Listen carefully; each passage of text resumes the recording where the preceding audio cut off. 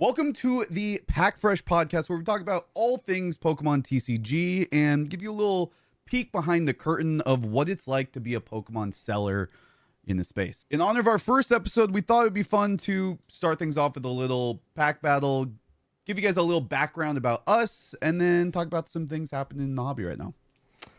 First, I got to go into this pack battle and just show Wash what's going on. Yeah, historically, I am tragically bad in pack battles.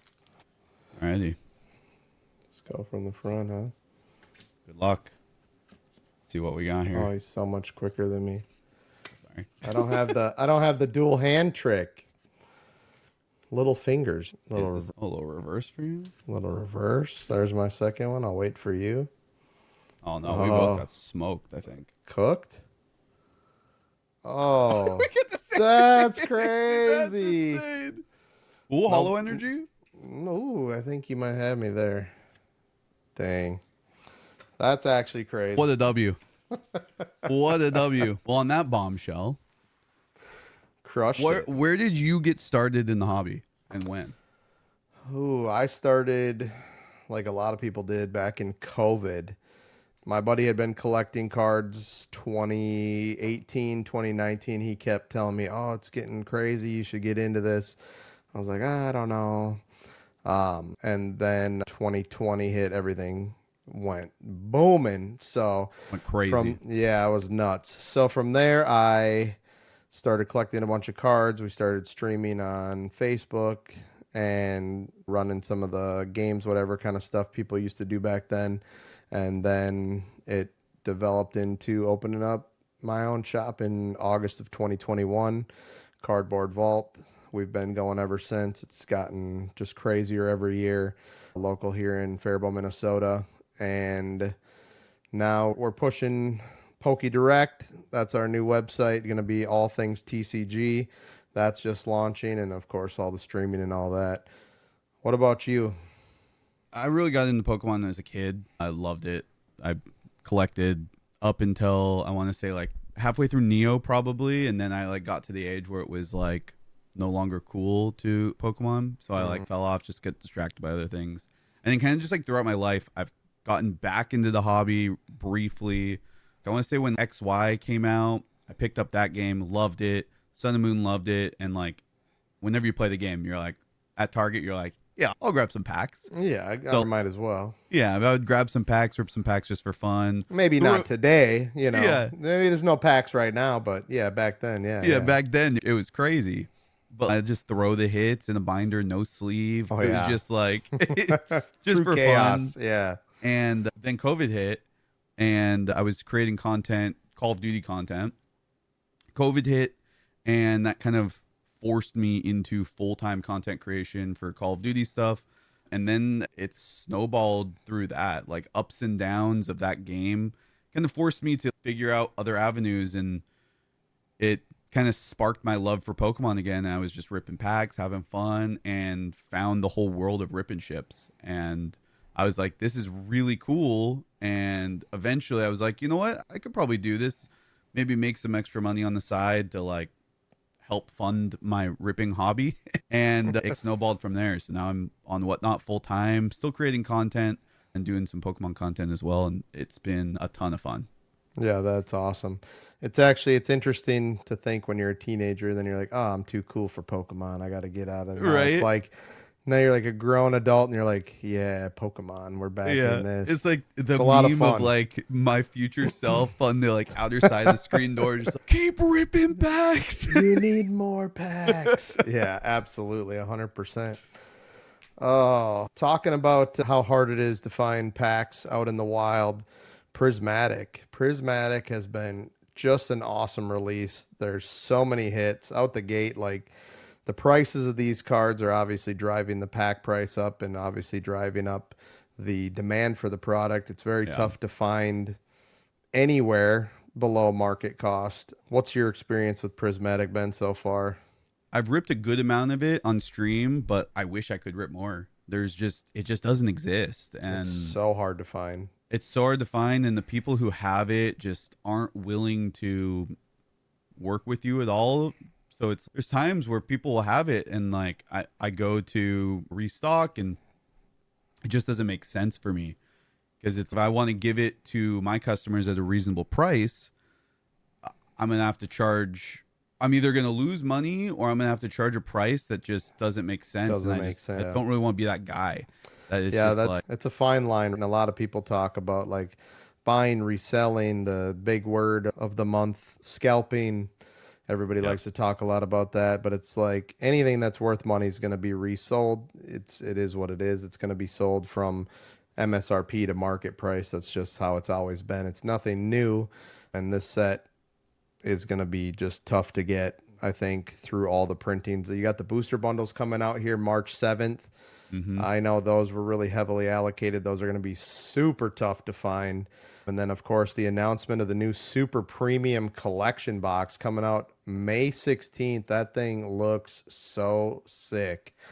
I'm very excited Yeah, about that thing. I hope I can get my hand on a couple of those things because they're sick. they do look so sweet.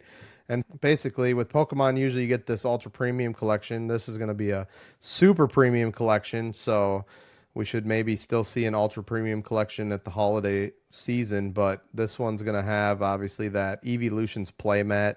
That Yep. Fruit Tray EV promo is going to be crazy. 15 packs and a EV furry deck box is interesting. My actual favorite part of that whole thing is the playmat. The It is playmat so sick. looks Like, really cool. it's a really cool design. I think they cooked on that. Yeah, and I think that Fruit Tray Eevee is the promo. Like, I would assume that's going to be the only way we're going to be able to get that card. It's going to be Yeah. pretty crazy because that, of course, was part of the set with Terrastal Yep. when that came out, and And I like that. I like that fruit tray EV more than the other EV. then the other one, quite a bit more. I call the other one the Fancy Eevee. Yeah. It's the fancy one. But the Fruit Tray, yeah, it looks really nice in real life, especially in the Japanese version. We'll see how that comes out in the English version as well. How But do you think this stacks up compared to? I know it's not an ultra premium collection, but it has all of the things that I an mean, ultra premium collection basically has. I feel How like do you it's think one this of stacks those. up, but like with the 151 one and the celebrations and the Charizard? Because those are kind of like the main ones that we've seen. Yeah. One I've always seen in you say this is an ultra premium, but it's like one of those commercials where they just have a picture of it and they just cross out the word ultra and put super in. It's nothing much crazier. So I think this will do very well. Like in the past few years, it started with like the Zamazenta Zacian Uh huh. box, and it was just a bunch of mixed packs. And then you had celebrations, and then you had the Charizard box, which was mixed packs again. And then, of course, 151. And then this last year, we got the turtle. So it was Oh yeah, another the mix. I forgot about the turtle. Yeah, it was another mixed box. So the mixed pack ultra premium collections have not done as well sales wise or like holding their value until much later. Uh huh. The 151, the celebrations, and I think this one will be just crazy. Yeah, I think this is going to be nuts. Like And there's no way they're crazy going to be nuts. able to print enough of these to meet the demand on this. Is going to be insane. Yeah. When especially because the 151 was obviously popular, but it was like heavily discounted at one point too. Yeah, because it was everywhere. It was so easy to find, which Yeah. is kind of crazy. Like 151, as it was being released, you could find those everywhere. You could find them in every store, Yeah. and everyone's like, I don't really want it until Until they what? can't have it anymore. Until you can't have it now. And And we're it's seeing like, the same thing with Crown Zenith right now. I love Crown Zenith. I love 151 also, but Crown Zenith, that was everywhere for years. years is all on Like every shelf. those those ETBs were like on every shelf, every store, heavily discounted. Like I remember they were like $40, $35 on some shelves, and now they're like almost $100 ETB. Yeah, and in comparison, Crown Zenith has been reprinted so many times. Yeah. Oh my gosh, and it's you still can't get enough of it. Yeah. The same thing happened with Evolving Skies, which would be the set that set up Prismatic Hmm. with the other evolutions, and they reprint Evolving Skies. You thought it was gonna just be the end print. They do, here's a big Costco tin, here's a new release, here's Right. reprinted booster sleeves, the Oh, sleeve yeah. boosters. They put them in one of the holidays. They put them in every big box store, just a huge sleeve of them. And now they just reprinted all this. You think the price is going to go down, and it never did. It just kept going up. And Evolving Skies has not stopped going up for the last 3 years. I think it's interesting looking at like modern Pokemon, where I don't know if there's really like a cap for how much they can print something if the set is good enough. Because I think 151 is another one of those sets. Everybody loves ripping it. It's a great set. There's good value if you're into ripping packs for value. There's great collector ability. It's an awesome master set to have, and it's a fun set to rip. So there's so many different avenues that you can take in collecting it that I don't know if they can print too much of that. Yeah. Can you have enough? I don't know. Exactly. Or like Crown Zenith. We rip so many packs of Crown Zenith on stream because it's just such a fun set. You rip Evolving Skies, somebody will go and rip 10, 20 packs of Evolving Skies and get nothing. No hits. You rip the same amount of Crown Zenith and it's, you got 10 double the hits of hits, packs yeah. that you ripped. It's awesome. Yeah. Yeah, it's crazy. It's such, and I explain that when customers come in the store too, and they're like, "Oh, we're looking for some packs. I don't really know what to rip." I'm like, "Well, what do you want to look for?" Because if you want hits, if you're looking for something like that, Crown Zenith is going to be one of your best bets because it's going to have just a crazy hit rate compared to other sets. Absolutely. Next up, too, we got Journey Together. Journey Together, March 28th. That's going to be here before Real you know quick. it. 4 weeks, three and a half, 4. Really quick. Crazy. What do you think so far about this set? What you've seen so far? I think it's interesting. I really like the Japanese set. The Battle Partner set, I think the colors and everything, I think are just beautiful. I think the cards look awesome. My like one worry with it is that it's a really small set. It's only small. a 1-part Japanese set, similar to Stellar Crown. So if you need a comparison there, Stellar Crown also a very small set, Obsidian Flames. So it makes the chases not as hard to get, which isn't necessarily a bad thing if you're trying to master set and stuff like that. Like not every set has to have a crazy hard chase to hit. It's just the longevity from our side of things, right? Selling, it's okay, how much of this can we order? Because is the hype of this set going to stay for a month, 2 months, or is it going to die off after a week and a half? Yeah, does everybody rip right away and they get every card they wanted? Right. And really, when the Scarlet and Violet era started with Scarlet and Violet base, we'll take for an example, people could buy a case of booster boxes and end up with the full master set. Like you would have everything. They overprinted the hits, they overprinted everything. And you kind of see today, obviously, Scarlet and Violet base, one of the sets out of the Scarlet and Violet era that hasn't performed as well, hasn't kept up because they just did that. And I think a lot of that comes from people more for the hits from Pokemon. Oh, we want to be able to get the cards, get the hits. But then they see that's not the case once the hit's only worth $20. They didn't really want it anymore. So it's Right. It's collector versus collection versus print rate. All that kind of gets taken into account, and there's got to be some kind of formula. I'm sure glad Pokemon deals with that and not me, but Yeah, seriously. It is a great set, though. I think so. The Japanese chase is the Lily Fairy, which I think is an awesome card. I think in English, that will probably be the chase, but I think the Salamence is going to be a really big card in English. The card is so cool. It is so beautiful. It's such a great art. Yeah, it looks really cool. That Lily's Clefairy is really nice. That Salamence does look very nice as well, though. Yeah. And I think people really like Iono, too. So that Iono's Belly Bolt, I think, will be really popular as well. There's a lot of really... I don't necessarily think there's a bad card in the set. Of course, the Ends Reshiram is going to be nice as well. That's going to be big. And then this is the first set in a long time we're getting box toppers on the booster boxes. Yeah, back since... When did they stop box toppers? Like EX era, I think. EX, yeah. Yeah, so that'll be interesting to see, but it's not going to be in every box, right? It's only going to be in the I don't know. I can't, honestly. The information is so... I'll read an article and it says it's going to be in every English box, and then I see an article where it's going to be in every first run English box, and Yeah, it's then kind of all over. And then I heard, so what I heard was the enhanced booster boxes are going right, to have that.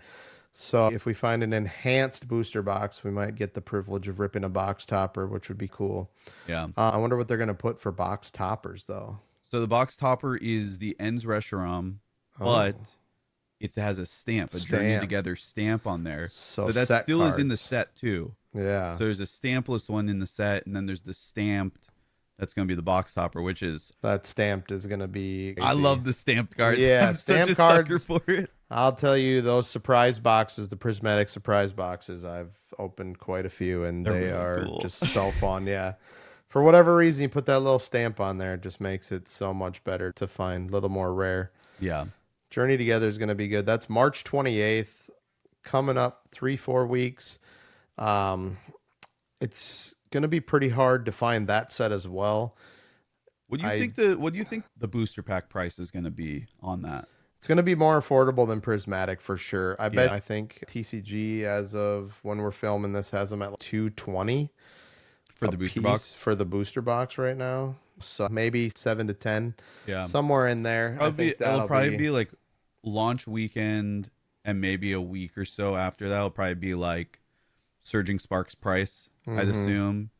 Unless little it bit comes out and cheaper. nobody can find it and they really are enjoying it. That'll right? be the hardest part. So it's like that's what's going to determine, because if we want 100 cases and we go to order and they're like, sorry, you can only have 10 cases. Obviously, the price is going to get driven way up because it's so Yeah. hard to find. We're not going to be able to get enough to even supply our customers with it. So that makes it a lot harder. We will definitely see what happens when that comes out. It'll be interesting. It's uncharted territory coming off the Prismatic release. So Yeah, it's wild times. Surging came out, and Surging was Surging at boomed. $8 like Yeah. on launch, and it was like, whoa, crazy, yeah. that's crazy. We've never seen such a thing here. And This is then wild. and then Prismatic comes out, and it's nice. Packs were going for $40-$50. It was Yeah. just like When they had the whoa. early releases, you're like, what is happening? Yeah, it was insane. And then obviously that's come back down to earth, but still for a brand new set, we're at like $15-$16 per pack. And Yeah, crazy. You know, For a modern set, it's crazy. yeah. So I don't know. We'll see. With Journey Together, I think the people who have ripped Battle Partners are really excited. And then I see some people who are like, I might pass on the set.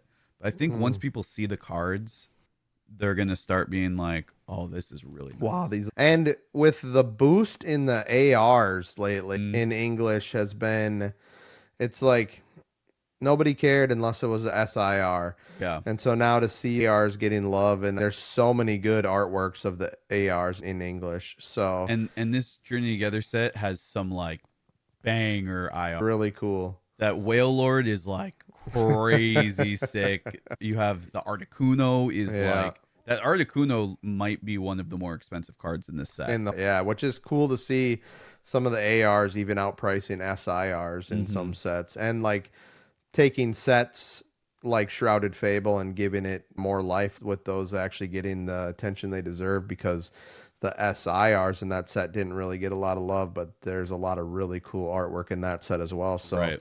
seeing that, every card kind of correcting itself in the market, cards that were undervalued or underappreciated, seeing a little bit more of where they deserve to be is nice too. Yeah.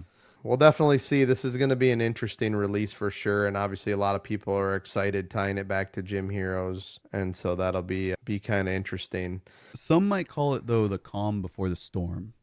After that, we have Destined Rivals, which is the Team Rocket set. Is it the Team Rocket set? It's crazy because I don't know why they didn't name it Team Rocket. They should have. All should the have. artwork I've seen, like the leaked artwork, is pretty Team Rocket heavy.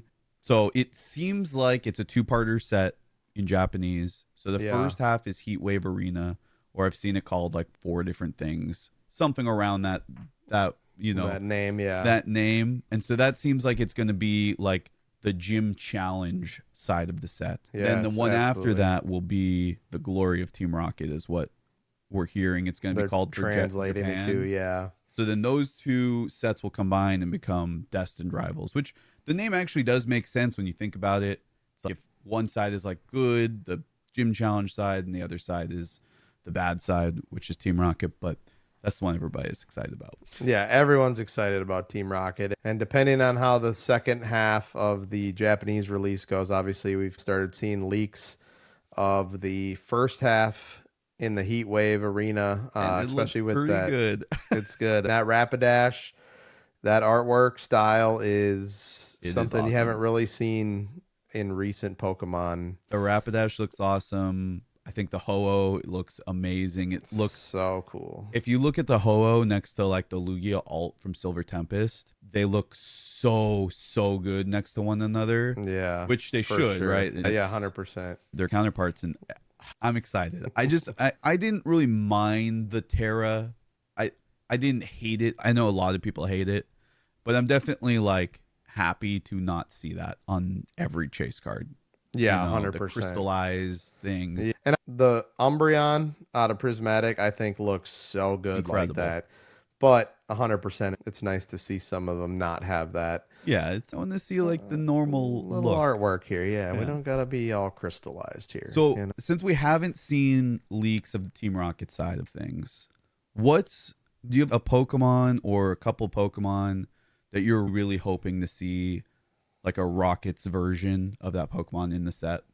It depends. Do you think they're gonna do dark Pokemon in this? I think they're not doing it. I think they're going to be Rockets Pokemon. So if they're all Rockets Pokemon, so we're not doing the dark Pokemon. It's been a long time since we've printed a Charizard, and so I'm just hoping there is just a booming Charizard in this set. They could make something just so crazy, like they have all the pieces are put in place to just come out with a generational Charizard. I'm going to be honest, I didn't even think about Charizard. No? Oh, that's what I'm most excited to see. That could be crazy. Obviously, there's going to be a Mewtwo. We already know. They've already teased that there's going to be Mewtwo. I'm sure it's going to be incredible. Very excited to see that. I am a big coughing fan. It's my favorite Pokemon. I got to see an illustration rare coughing. It has to happen. Just a give him the Rockets limelight. coughing. He had a Rockets coughing in the original Team Rocket set. There was a coughing in the second Rocket set, the NEX, and they got to keep it up, right? He's on the pack art. So that's selfishly, I would love to see a coughing card. I think it would be awesome. I think people would like it too. Oh, 100%. Coughing definitely has a fan base. Yeah.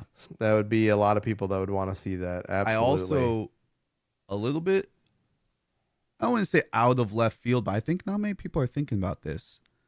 What about a Rockets Gengar SIR? Our first true Gengar SIR would be absolutely insane. It would be pretty, yeah. They haven't printed a lot of Gengar either, so it'd be nice to see something like that. It's interesting that a lot of the bigger Pokemon haven't been printed since the end of Sword and Shield. Yeah. And now we're coming to the end of Scarlet Violet here with the next 4 sets coming up. It should be, typically it's been 12 sets of every era, so we should only have these 2 coming up and then 2 more that aren't announced yet. And so it might get kind of crazy. Gen 10? I don't know. Z to A. Yeah, or is Z to A going to be... Because we had Legends Arceus come out in the middle of Sword and Shield. Because when we're recording this, Pokemon Day is tomorrow. So there's going to be big announcements tomorrow about the games and stuff. So who knows? Maybe they surprise us with what the next mainline game is going to be. We're getting to that time. Z to A is going to be huge, I think. And this isn't something that we had thought about talking about, but the rumor is that Mega Pokemon are coming back in that. Yeah. So if that comes to the TCG, then are we getting Mega Pokemon in Scarlet and Violet towards the end? Towards the end, are they going to add that in as a mechanic in the gameplay? Yeah. Are we going to get 4 more sets here, and like we're going to have Megas again in those 4 sets? Like we got tag teams at the end of Sun and Moon. Right. We just have a couple of sets there. It would be wild. And then see what happens when we transition into Z to A, and then of course, Next year looks good too. We'll save some of that stuff to talk about in the future here, but yeah, it's exciting. There's a lot going on in the world of Pokemon and a lot to come here. Yeah, I will say I'm pretty scared about the price of what this rocket set is going to be, Yeah, because I it'll be think crazy. if if we thought that Prismatic was crazy, I think people might go even more insane over this rocket set. But we'll And see. and just for the first half of the heat wave releasing here on March 14th, typically when a Japanese set comes out, we're able to resell to our customers $60 to $80 a box. I've been seeing people reselling this set for over $200 already Yeah, in Japan. I It's was quoted over crazy $150 to direct buy. from Japan. Yeah, which is just insane. And the same thing is happening over there where everybody just wants to rip and it's a defined product. And in Japan, they print a lot more than they do here. And everything's gone and it's even tough for them to find. It's definitely like a worldwide influx in Pokemon purchases here. It's wild. It's actually crazy. It's good to see. It's good for the hobby. It's good for the collectors and obviously the communities we've built. Everybody hanging out together, ripping Pokemon. It's truly been an awesome year. Pretty solid. To end the first episode that we've ever done, we'll kick it off with a little giveaway. We're going to give away a Prismatic ETB courtesy of Poke.direct. I'll put the link down in the description of the video. Make sure you click on that, join the email list, and you'll be entered to win. We're going to give one Prismatic ETB away to somebody who signs up. And also, just let us know if there's anything you want us to talk about in future episodes, any content you're looking for on Pokemon. We can add that into a segment in the future. We both eat, live, breathe Pokemon daily. So if there's anything you want to hear, see, get a little bit of insight on whether it's collecting, buying, sealed, ripping, just let us know. We'll incorporate that into a future episode. And just let us know in the comments. Yeah, come hang out with me on stream sometime. And go hang out with Wash. We're going to put all of our link trees down in the description of the video as well. Make sure you shoot us a follow. Check Wash out. He's on Whatnot. What now? You're up 5 days a week? Yeah, 5 days a week. 5 full time. Yeah. Check it out. Appreciate you all watching, and we will see you in the next one.